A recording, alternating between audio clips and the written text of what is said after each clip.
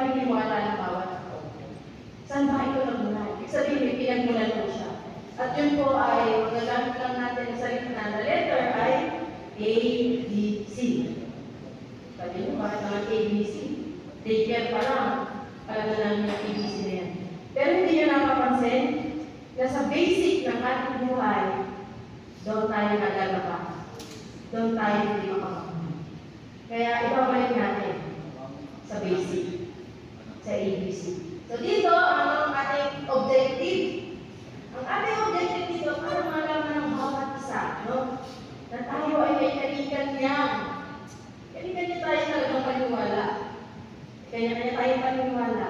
Kaya nga sabi ko kanina, napakalaga ng respeto sa bawat isa. Alamin natin ang ugat.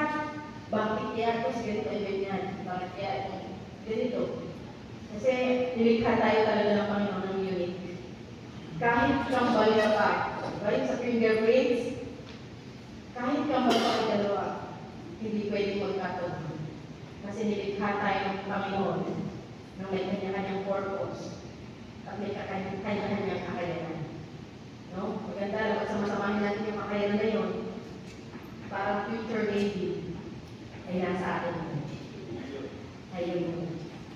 So yan, inclusion, division between diverse culture and faith toward peace. Yung respeto sa isa't isa. Maunawaan natin. Kasi kung nagkakaulaman tayo, kahit sa pamilya natin, kung nauunawaan natin ang bawat tinatakbo ng bawat isa, magiging maganda ang usad ng iyong pamilya. Walang masisirang pamilya kung nauunawaan natin ang bawat isa. Kaya nga, yung ABC na malalaman nyo ngayong araw, ay titignan natin, ay kaya pala, yun pala, ganun pala. So yung ABC na yun. So pwede ba tayo sa mga manalangin? Sige, okay mo lang kayo. Yes, God. Thank you, Lord. Salamat po sa umagang ito, Panginoon. Pinupulit ako namin, sinasama ka namin, Panginoon. Kami po ay nagpapasalamat, Lord God, dahil alam namin, Panginoon, na ito ay nasa aming kalalitan. Panginoon, buksan niyo po yung aming puso, buksan niyo po yung aming isip, Panginoon, upang maunawaan natin, Panginoon, yung mga bagay na nais niyo ipagay sa amin. Bigyan niyo po kami ng karunungan, bigyan niyo po kami ng kawawan, Panginoon, sa inyong salita, Panginoon, na talagang maghagay sa amin sa araw-araw ng aming buhay. Dito po nga sa aming dalangin sa pangalan ng Panginoon Jesus.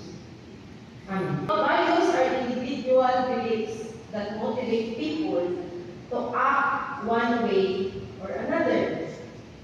Sabi ko nga sa inyo, kami nagpunta doon kami sa Sambal. Iba yung pananampalataya nila, iba yung paniniwala nila. Dahil natin sila. Pero may pagkakataon na magkabigayan kayo ng idea, magkatulungan kayo para sa ikagaganda ng itong pamilya. Why not na hindi tayo magkaisa? Kaya nga sabi ko nga sa inyo, yung 3-dimension values, ito yung pinagmulan. May pinagmulan. Ano yung A? Affective dimension. Yung B? Behavioral dimension. Yung C? Cognitive dimension. So ano itong mga ito? Ano itong ABC na ito? Sabi dyan, ang A, affective dimension. Experience toward something that affect with your mind. Ito yung mga experience mo sa buhay na talagang naka-apekto kung sino ka ngayon. Nagigets niyo? Ang example ko dito ay personal testimony ko. Nung ako'y bata pa, ako talaga napakaitim. Tanong nyo kay Alma. Napakaitim yun talaga. Binubuli ako sa school. Parang mahihayin talaga ako. Hindi ako makapunta sa harap kasi nahihiya ako. Parang tingin ko sa sarili ko, ang pangit. Kasi ganun pala yun. Kung ano yung naririnig mo sa paligid mo, kapag hindi na bago yung iyong mindset, parang isipin mo sa sarili mo, yun ka. Tapos pagdating mo pa sa bahay mo, parang hindi ka ma-appreciate ng parents mo. Ayun, lumaki po ako na ako ay child abuse. So siguro hindi alam niya, bata pa si Irene. Pinsan ko po kasi yan sa Alma. Magkaiba kami ng bahay. Kaya, so ako po ay lumaki sa bugbog. Bugbog sa physical, bugbog emotional. Parang, ang laging sinasabi sa akin ng tatay ko, kasi sa amin,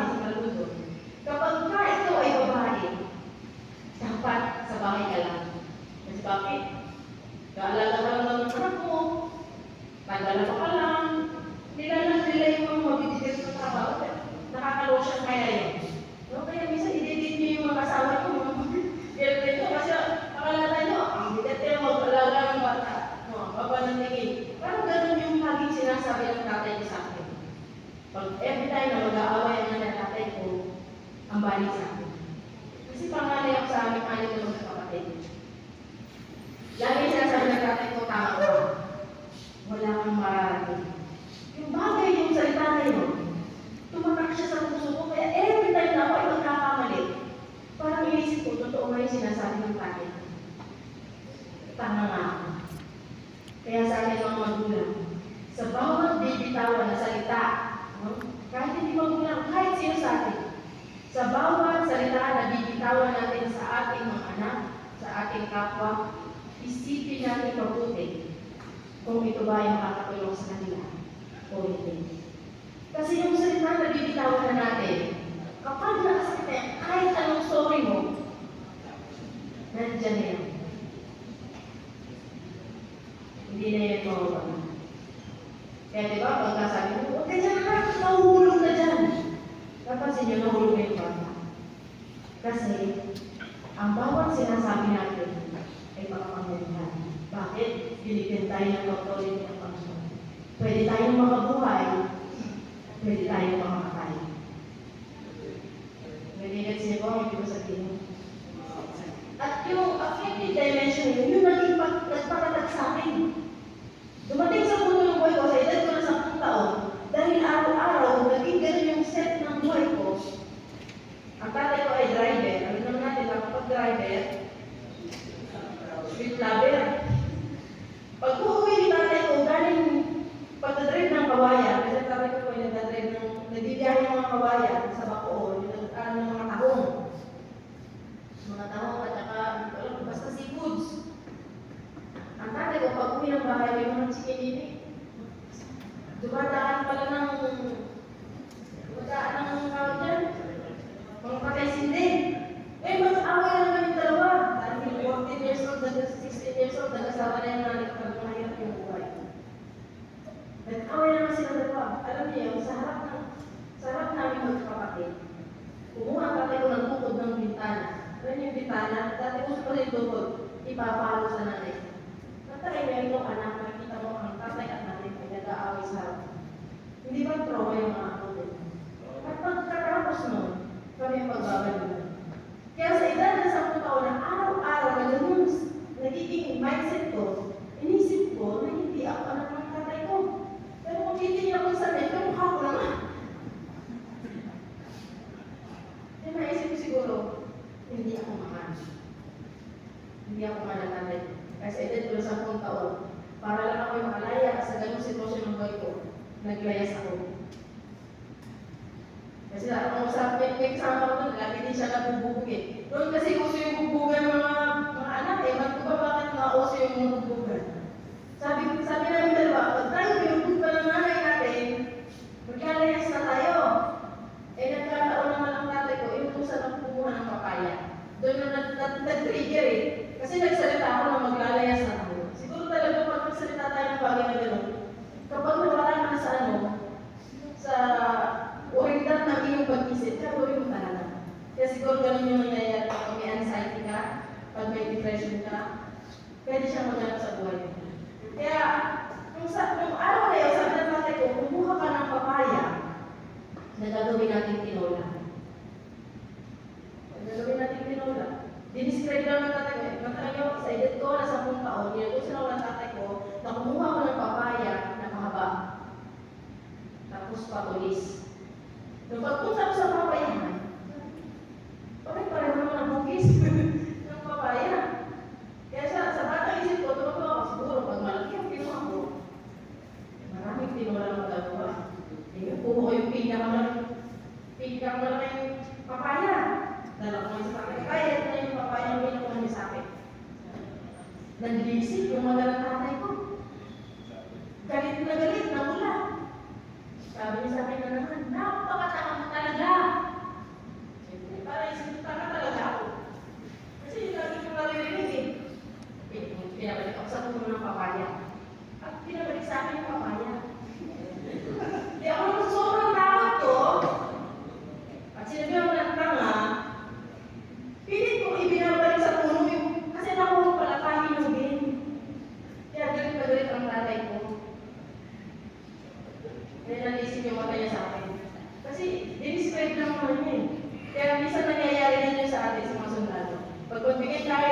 instruction sa junior natin, no? Bigyan talaga natin yung talagang mismo, ano? Eh, kasi nagbigay lang natin ng instruction na mahaba na patulis, ilan naman ang papaya, mahaba na patulis. Eh, yun ang naiisip kong bagay, maganda, dahil alam kong maraming titinong tayo, balik pala sa kanya. So, magagalit talaga. So, ngayon, nung binabalik ko na siya sa puno, pinadyakan na kami. Nahulog ako doon sa bangin. Mula doon sa taas, hanggang doon sa may kanan. Nagkaroon ako ng napakaraming kalpukusan. Kaya nung magkahapon na, nung pinapalo na ako, nagtatakbo na ako. Nagtatakbo. Takbo ko ng yapak. Naglayas na ako, tumawid ako ng ilog. Kaya nung naging tinis siya ako, nakukulit ko maglaro. Kasi doon wala naman tinuturo na kahit anong sulok eh. Basta lang mag-survive lang. Ilang aso! Survive, kahit ilang ano yan. Ilang laps pa, kaya yan. Kasi lumaki ako sa ilog. O ganun yung naging system. Na nakapag-affect sa akin kung bakit ako ngayon ay ganyan. Tapos may dumating na kasi yung naglayas ako, pinakapulot sa kami, kamag-anak na pala namin. Marami kasi malapis sa barangay. Naglalap yung apelido namin. Kaya, pinakapulot sa amin, pinakapit sa amin ang pagbibigay. Ako, nandiyan yung tatay nyo, hinahanap kayo, wala pa, patay na kayo. Kasi nung tumawid kami ng kilo, nung kinagabihan, bumaka. Kaya iniisip ng mga tatay namin, napatay na kami. Pag hindi sumuko, patay na kami. Tapos nung nakita kami ng magbibigay, alam na namin, isusumbungan sa tatay namin. Kaya pinapakasan, sinugod na ulit kami sa layasan. At doon ko din lang na-realize na kahit pala napakasungit at napaka-matapang ng iyong magulang, iba pa rin kapag nasa sarili kang bahay. Kasi doon sa nilayas na nakatulog sa akin, hindi ka pwedeng matulog pag gusto mong matulog kasi nakakahiya. Ikaw lang ang gagawa kasi may hulog ka eh. Papaya ka na, ikaw maghiligpit, ikaw yung mag-ano. Lahat gagawin mo. Pero, iba ang kumilos ng Panginoon. Hanggang sa dumating sa punto na hindi ako sa nalitong baon, nag-high school na ako. Dumating sa punto na wala akong bagong sapatos, wala akong bagong uniform, wala tangi. Kasi inisip ng tatay ko noon, wala naman akong mararating. Kasi kinukumpara niya ako doon sa mga dumarating sa akin doon ng teacher, na nakatambay lang sa bahay. Tapos sa tatay ko din talaga siya hindi siya nakatapos ng kahit yung kaya ang naisip niya, pag yung matagumpay naman ako, nagkakapera naman ako, kahit walang pera talaga. Parang yung pinagusto niyo maghanap sa akin, kapatid. So, hindi kami, kaya kahit hindi ako ng baon, may tuwag pa sa singit, may pira pa din eh. Tapos, dos lang mo na ibibigay. Tapos, maglalakad naman sa hapon. So, ang nagano lang sa akin, dahil sa gustuhan ko na mag-aral, kahit wala akong pumapasok ko. Tapos nangarap ako maging teacher. Sabi ko gusto kong maging teacher. Paano ako magiging teacher? High school na kaya ko pag-aralin. Kaya ang nangyari ko sa akin, sinabi ko sa inyo kanina, nagtrabaho ako sa EPSA. Ano lang, kasi makinigya lang siya. So nagpaedad ko ako ng 18 years old. Para lang ako yung makapagtrabaho. At nung nagtatrabaho na ako, sa sobrang nervous ko, tinanong ko ng Koreano, how old are you? Sabi sa akin gano'n. Kasi sinabi ko yung pangalan ko sa sobrang nervous ko. Pero nareglar ko. Kasi unang trabaho ko, talagang pag gusto mo talagang may mangyari sa buhay, magandang mangyari sa buhay, sisipagin mo talaga. Gagawin mo talaga ng paraan. Yung baliktad ng media ngayon, 2 taon yan, baliktad ng media. Sa atin, ay may inihandaan goals na napakaganda naman. Depende sa atin kung paano natin lalakaran. Kasi bakit? Sabi na Jeremiah 3:10, for I know the plans I have for you, plans to prosper you, not to harm you, plans to give you in the future. So yung 2 years po na yan, pagbabaliktad ko ng medyas, baliktad lang mo sa amin ko, sa tatay ko. Kasi ang gusto ko lang, may patunayan ako. Kaya may sulat ako sa maaralan kaya, hindi ko lang magpadala sa Ortigas. Sinusumbong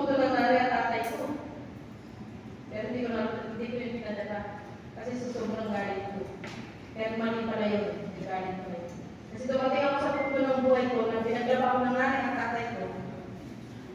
Yung bundle brief nila, nilagyan ko ng clothes. Hindi ko na yung alawan. Pero mali pa. Nung nakilala ko ng bata.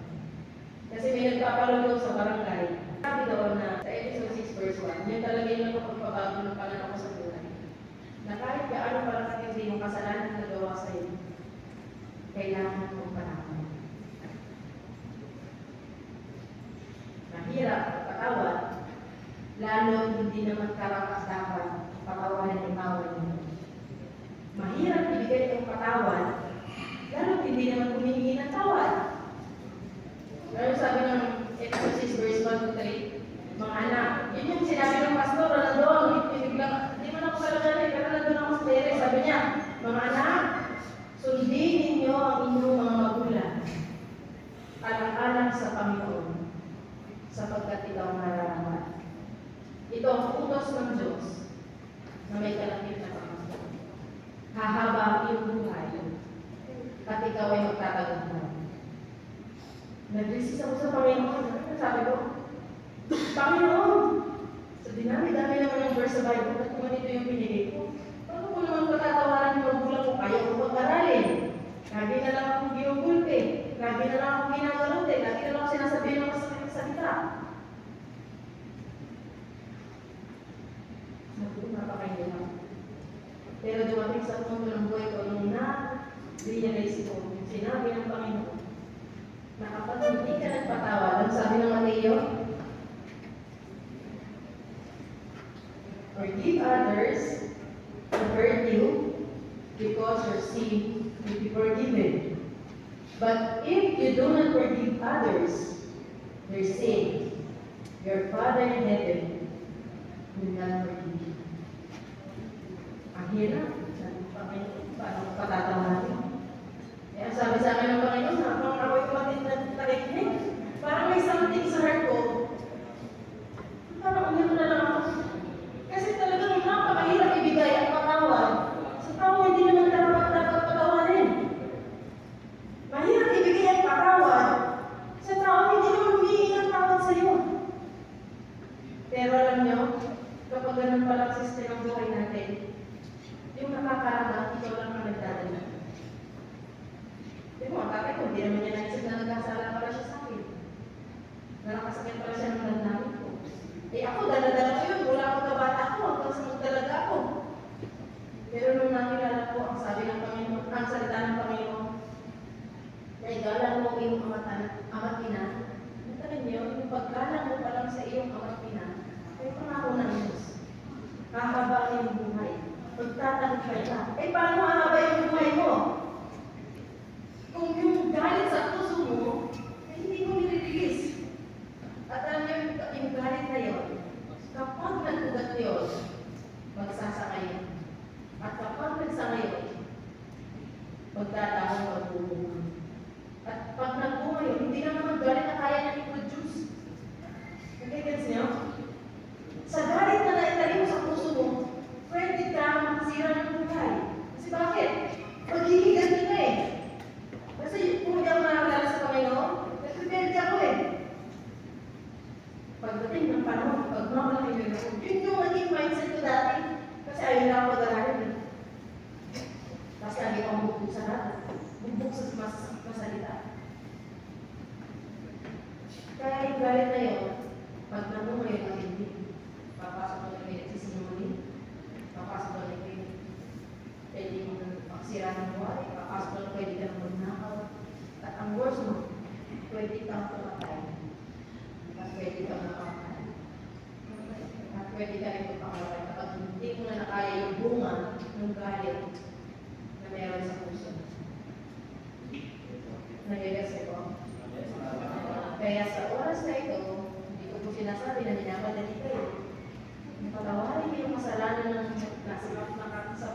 Kasi kapag hindi natin i-release yun, tayo magbibitbit. Tayo magdadala. Ang hirap po ng may bitbit-bitbit. Kasi nakakatanda po yun. nakaka-stressful.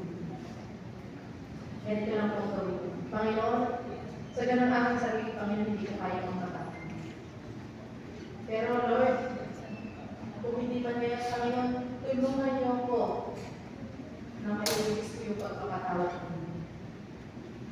Kasi kapag kahit kung pinagalitan ng tao na yun, na wala na yung sa puso nito, kahit anong pag-iyak mo, especially sa mga mahal sa buhay, kahit anong pag-iyak mo, kahit anong pag-iyaw mo dyan, hindi ka na niya maririnig. Kaya habang may panahon pa, at para sa ikakapayapa ng iyong kalooban, humingi ka ng tulong sa iyo. Kasi kung gano'n sa ating sarili, hindi talaga natin kaya. Hindi natin kaya ibigay. Alam niyo po, nung pagsabi na niyo sa oras na ito, sabi ng pastor na yun, kung sa palagay ko, nakausap ka ng Panginoon. Sabihin ko sa doon, tumapit na ako, umiiyak ako sa Panginoon, Lord, hindi ko kaya. Pero alam ko ito ang gagawa ng paraan. Kasi sinabi mo itong bawal sa akin. Ganun po.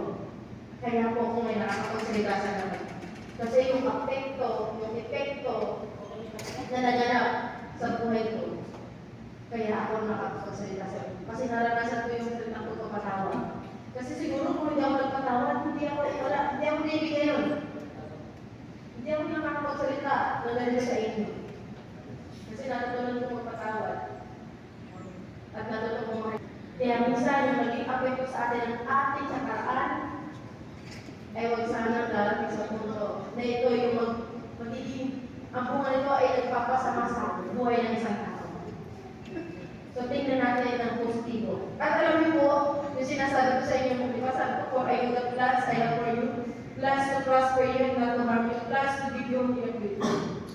Yun palang pangbubugbog na ginawa sa akin ng tatay ko, tinignan ko siya as positive. Pangbubugbog physically, pangbubugbog emotionally. Nagamit ko po yung training.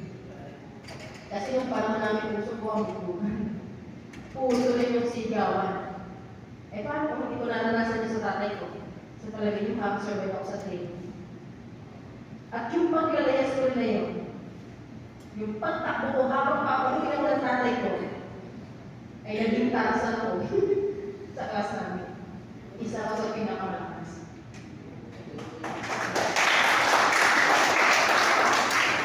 Ibig sabihin, ang lahat po ng nagaganap sa buhay natin ay may dahilan. Ngayon, tingnan po natin yung dahilan na yun. Na isang positibo at nagpapatawa sa ating kapwa. Kasi nga, alam natin na ang plano ng Diyos sa buhay natin ay maganda.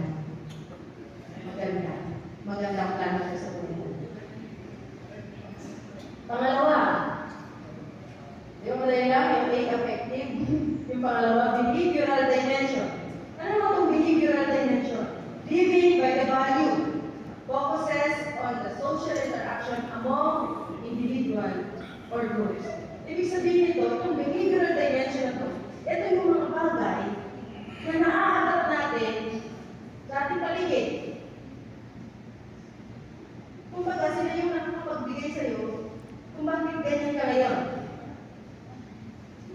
Ang ibig kong sabihin, ito. Kung sino ang palagi mong nakakasama, isa yung ugali naaadap mo. May kasi po?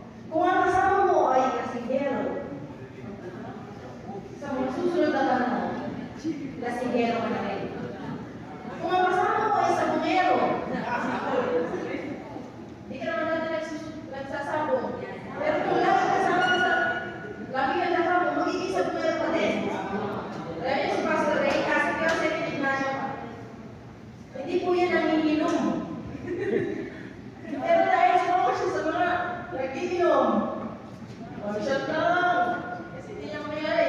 Pag yan mga shot na yan, pinagbigyan mo. Uy, tumigil ka nga ng mga shot. Sa susunod 2 shot na yan. Susunod 3 shot na yan. Hanggang sa nangyari. Shot lang.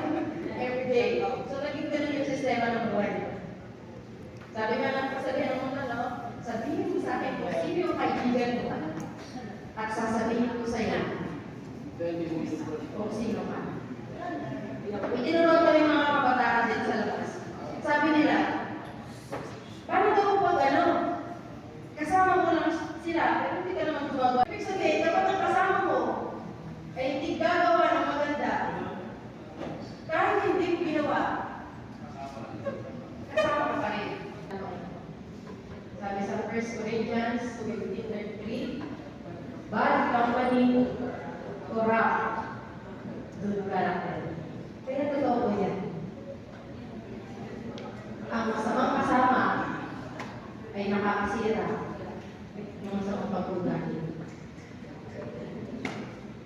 Kaya, sana po kayo doon.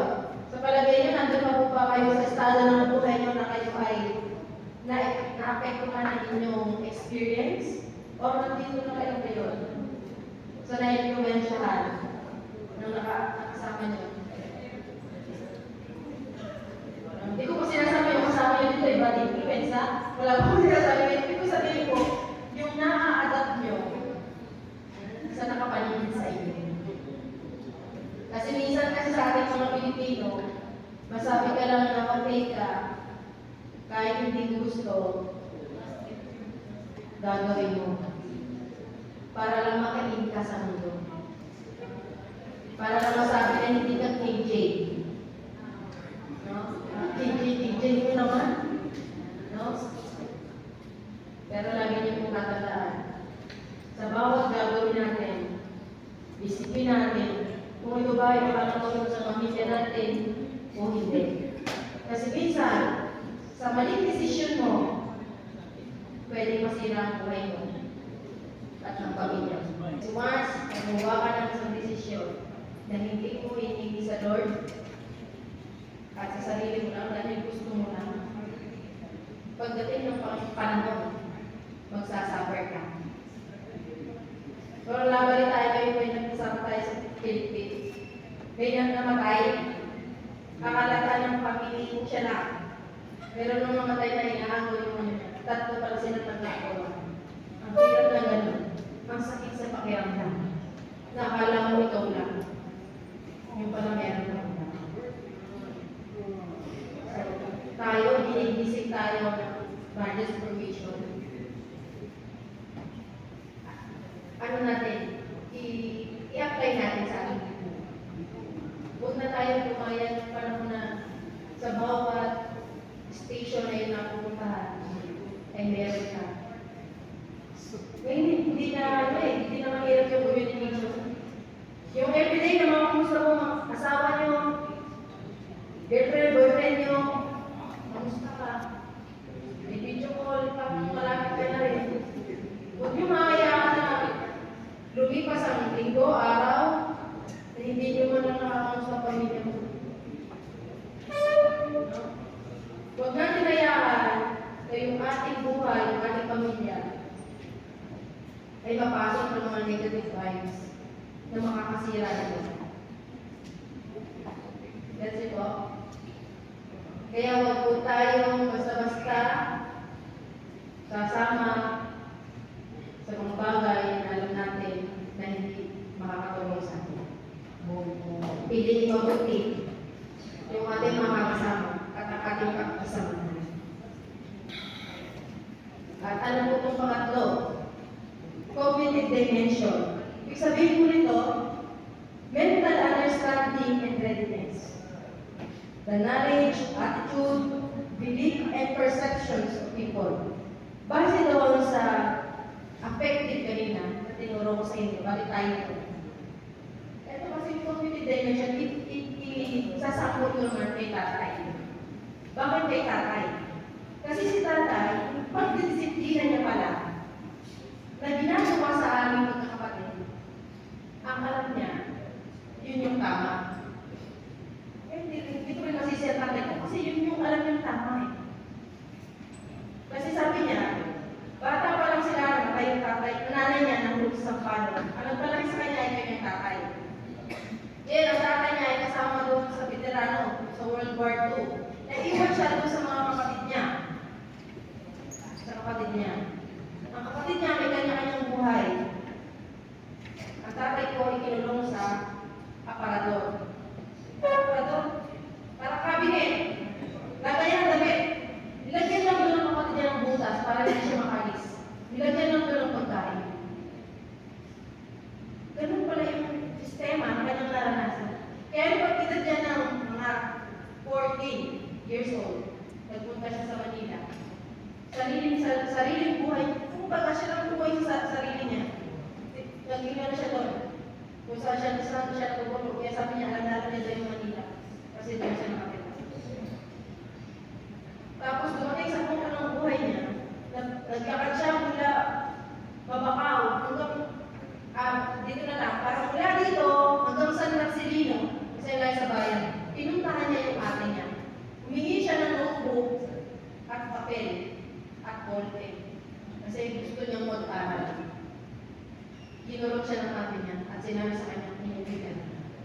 ka ng magkano. So, ibig sabihin, yung na-experience ng tatay niya, ng tatay ko, na ang pakiramdam niya, yun yung naging way para siya ay naging matatag. Kasi naging matagupay siya ngayon, sabi niya, matagupay siya ngayon. Na gusto niyang iparalasan na kung ganun yung way ng pag-discipline niya sa amin, magiging matapang din. Sa isip ng tatay ko, tama yung ginawa niya. Kasi sabi ko, may talent ko sa atin. Nagigets niyo po? Minsan yung way ng ating pag-disiplina, alam natin yun yung tama. Kaya nung nauuhan ko, kaya pala ganun. Kasi gusto ng tatay ko ay maging matatag ako. At nagtagumpay naman ng tatay ko, kasi naging matapang ako. Pinapakanan talaga ng salita ng Panginoon. Kaya minsan, yung alam natin na bagay na tama, minsan, mali para sa iba. Kasi ang isip ng tatay ko, tama yung pagkakalaki niya sa akin. Pero hindi ko naiintindihan ng bata pa. Sabi ko, mali. Kaya nga minsan, yung pagkakaunawa natin, talagang napakaganda na ibigay natin sa salita ng Panginoon. Kasi bakit? Ang salita ng Panginoon, kahit kailan, hindi ka mamamali.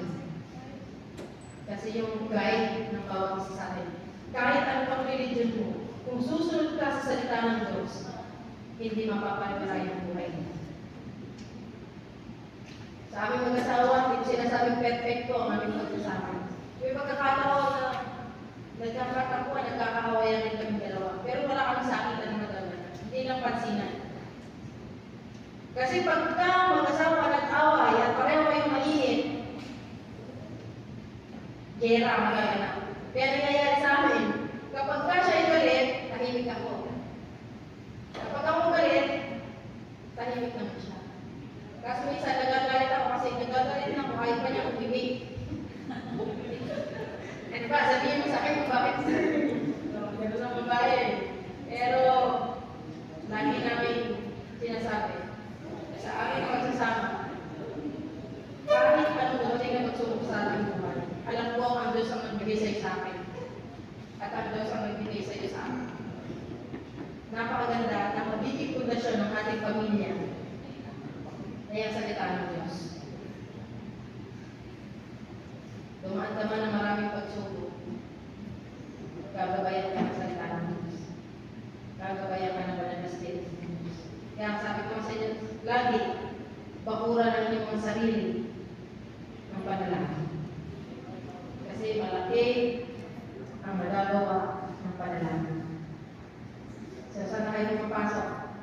Sa affective ba? Sa behavior ba? O doon sa cognitive? Pero na ba na mapag-isip-isip sa inyo? Nasaan ako ngayon?